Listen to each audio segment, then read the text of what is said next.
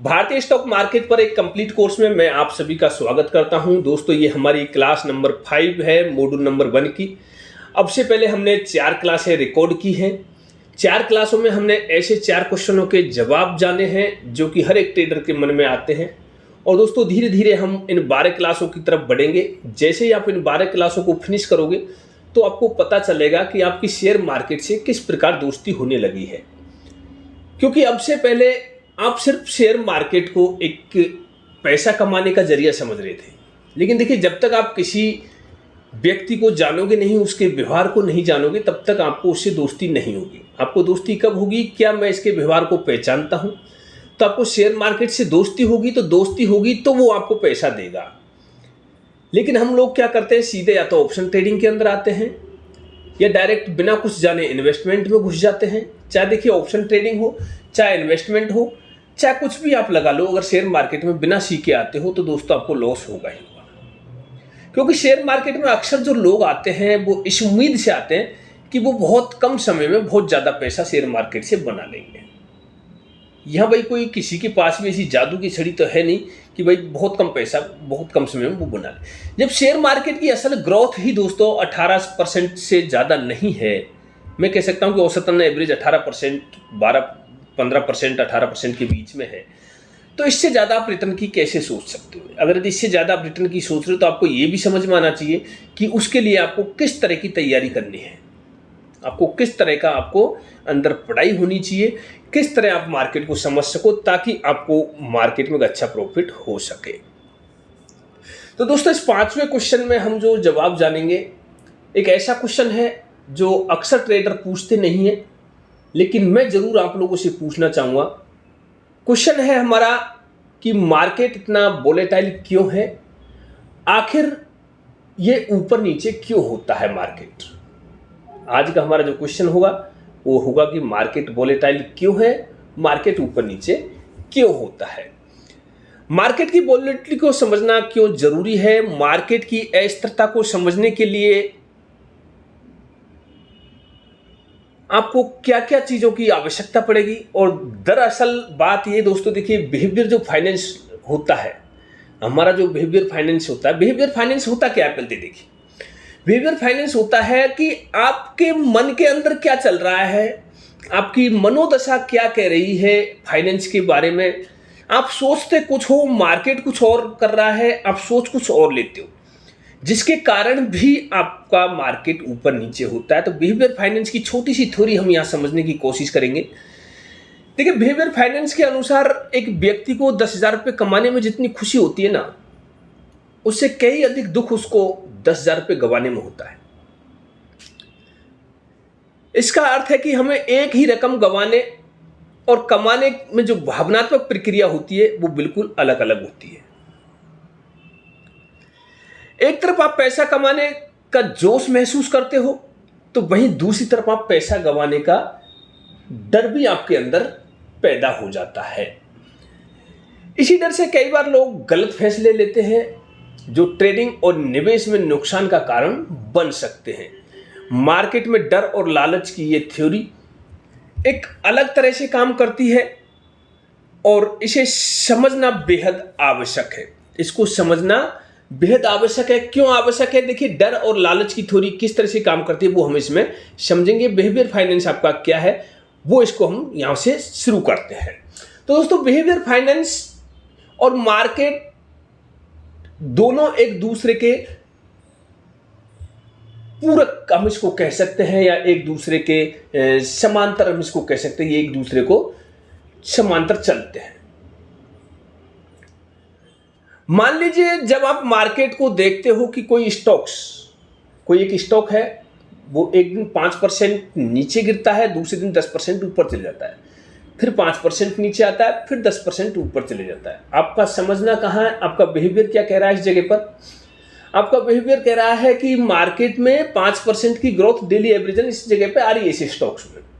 भाई 10% जा रहा है, 5% नीचे गिर रहा है, फिर दूसरे दिन 10% जा रहा है, तो आपके मन में यहां से क्या होगा?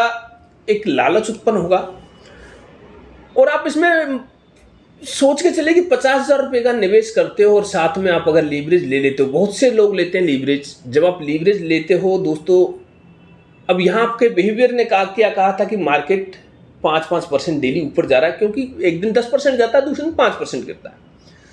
तो आप इसमें 50,000 रुपये अपनी तरफ से लगाते हो, 2.5 लाख रुपये आप अपने ब्रोकरेज से इसमें आप उधार लेते हो, लीवरेज जिसको कहते हैं, लीवरेज के अनुसार काम करते हो। दोस्तों 2.5 लाख रुपये आपने इसमें लगा दिए। अब 2.5 लाख रुपए लगाया, हो सकता है एक दिन आपको प्रॉफिट हो, आपने नहीं निकाला। दूसरे दिन मार्केट जब 5% नीचे आया, देखिए एक दिन 10% ऊपर गया, ठीक है, आपने रुके रहा, बोले कल बस 5% तो नीचे जाना है, अगले दिन फिर दोबारा 10% ऊपर जाएगा। दूसरे दिन 5% नीचे आया, फिर कोई दिक्कत नहीं हुई आपको, अब बिल्कुल निश्चिंत है। लेकिन तीसरे दिन वो 10% ऊपर जाने के बजाय 10% नीचे गिर गया। अब यहां से आपको दिक्कत स्टार्ट होती है। अब यहां आपका बिहेवियर क्या कहता है? आपका बिहेवियर कहता है कि अब मुझे मार्केट में लॉस हो रहा है। आपने 50,000 रुपये लगाए थे, लेकिन मनी कितनी है? 2.5 लाख की है, क्योंकि आपने लीवरेज ले रखा है। आपको जैसे ही 50,000 तक का लॉस होगा, वो 2 लाख ऑटोमेटिक खत्म हो जाएंगे और आपका ट्रेड काट दिया जाएगा। तो आपको 50,000 पर यहां लॉस कितना दिख रहा है? 5%। दूसरे दिन नीचे आया तो आपको 50,000 पर लॉस हो गया 12,000 रुपये का। और अगर यदि एक दिन और आप रोक के बैठ गए, फिर आपके मन में यहां एक क्वेश्चन उत्पन्न होता है, बोले यदि कल ये 10% नहीं छड़ के और दोबारा से नीचे गिर गया तो? ये डर आपको सताता है, ये आपका बिहेवियर कह रहा है इस बात को, और आप डर के उस ट्रेड को काट देता है। फिर दूसरे दिन होता है कि दोबारा से 10% ऊपर चढ़ जाता है। तो यहां जो आपका बिहेवियर है कि मार्केट को नीचे आया, आप लॉस में आए, आपने बेच दिया, प्रॉफिट में गए, छोटा प्रॉफिट बुक किया, फिर आपने एग्जिट हो गए, तो इस कारण से भी मार्केट आपका बिहेवियर फाइनेंस से भी ऊपर नीचे होता रहता है। तो ऐसी स्थिति में आप क्या करोगे? घबराकर स्टॉक को जल्दी बेच दोगे, और बेचकर बिना ये सोचे कि स्थिरता थोड़ी देर बाद, जो ये अस्थिरता आ रही है मार्केट के अंदर, जो ऊपर नीचे हो रहा है, थोड़ी देर बाद में संतुलन में आ जाएगी। लेकिन आपको उतना संतुष्ट नहीं होता, संतोष नहीं होता। क्यों नहीं होता? क्योंकि आपके पैसे लगे हुए मार्केट के अंदर। तो ये भी आपका बिहेवियर फाइनेंस इस बात को कहता है। अब ध्यान पर एक चीज समझिए दोस्तों, अगर हम मार्केट को देखें, क्यों ऊपर नीचे होता है? मार्केट फ्यूचर वैल्यू पर भी चलता है। मार्केट की अस्थिरता का कारण केवल बिहेवियर फाइनेंस ही नहीं है, और भी बहुत से कारण हैं। बल्कि मार्केट की जो फ्यूचर पर किस तरह से ट्रेड करता है, आप ये सोचिएगा। कंपनी का फ्यूचर वैल्यू, जो आपका कंपनी का जो प्राइस होता है, वो फ्यूचर वैल्यू पर भी निर्भर करता है। स्टॉक मार्केट में जितनी भी कंपनियां ट्रेड करती हैं, वे सब फ्यूचर प्रोडक्ट के आधार पर ट्रेड करती रहती है। और यदि किसी कंपनी के भविष्य में कोई समस्या आती है, तो उस पर न्यूज के आधार पर भी मार्केट में उसका असर दिखाई देता है। यही कारण है कि जब कोई महत्वपूर्ण न्यूज आती है तो मार्केट अचानक ऊपर नीचे हो सकता है। अब यहाँ पर फ्यूचर वैल्यू का मतलब आप क्या समझ रहे हो? फ्यूचर वैल्यू का मतलब है कि जब हमने किसी कंपनी में इन्वेस्ट किया है, और उस कंपनी में इन्वेस्ट किया, तो दोस्तों हमने कंपनी में जो इन्वेस्ट किया वो उसका फ्यूचर को देख के किया कि इसका फ्यूचर क्या करेगा, अर्थात ये आगे फ्यूचर में चल के किस तरह से काम करने वाली है। अब कुछ पता चला कि कुछ ट्रेडर्स को पता चला कि फ्यूचर इसका बहुत अच्छा होने वाला है, कुछ ट्रेडर्स कह रहे बोले इसका फ्यूचर बहुत बेकार होने वाला है, तो बोले बहुत बेकार होने वाला है तो फिर ये तो कंपनी डूब जाएगी। तो जो बहुत अच्छा सोच रहे हैं वो उसमें पैसा लगाएंगे, जो बहुत बेकार सोच रहे हैं वो पैसा निकालेंगे। जब पैसा लगेगा निकलेगा तब भी मार्केट ऊपर नीचे होगा, उसमें मार्केट में स्थिरता आएगी।